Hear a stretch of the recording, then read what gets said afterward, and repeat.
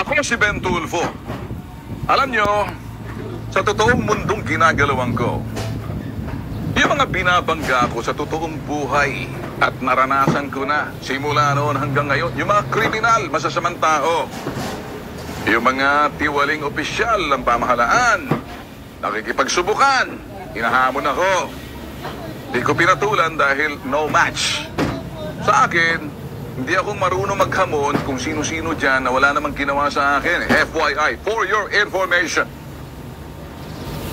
Yung pong mga hinahamon at naghamon po sa amin, totoong buhay po to. Patay na po sila. Sila po yung mga bank robber at mga kasama po nila. Alaga daw sila ng mga pulis. Noon to, FYI.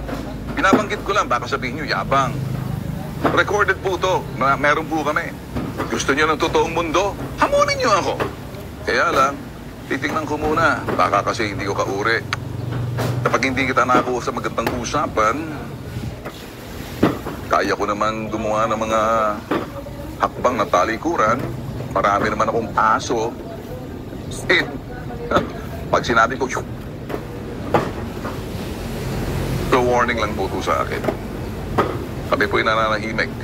Respect our space. Do not make any false news. We can take legal action or we can take our business.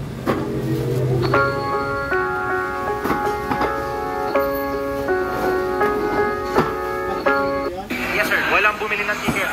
Yes, sir. Supervisor po. Supervisor. Yes, sir. Galing sa supervisor natin, wala pang bumibili masyado ng ticket. May napanood ako May napanood ako isang vocalist. Pinagbebenta raw siya ng ticket ni Rendon Labrador. Which is hindi naman niya trabaho yun. Pupunta ako dito sa episode bar kasi balita ko walang tao. Walang bumibili ng ticket. So, eto na. Titingnan natin kung talagang may mamaya kasi pinag-marketing strategy ni Rendon Labrador na walang bumibili pero puno pala. Good evening. Ayan, kita nyo Winelcome tayo Tignan natin kung sabi kasi dito, parang wala raw bumili ng ticket, check natin kung totoo yung sinasabi, di ba?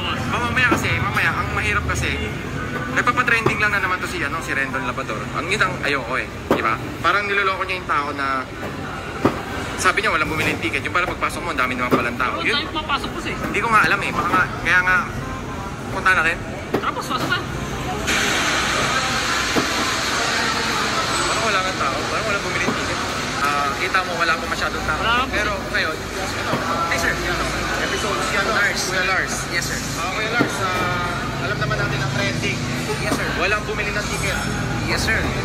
Wala pa talaga? So daw sir, kasi 7 o'clock pa yung start ng natin, event natin. So I think mamaya mo sold out na natin lahat. Pero ngayon wala pa Yes sir, yes sir. So ayan. Galing na mismo sa anong standing mo dito? Supervisor po. Supervisor. Yes, sir. Galing sa supervisor natin, wala pang bumibili masyado ng ticket. So yun, nakakalungkot. Siyempre malaki na gastos dito. Papakita natin yung production. Masyadong malaki na gastos pero walang bumili ng ticket. Thank you sir, thank you.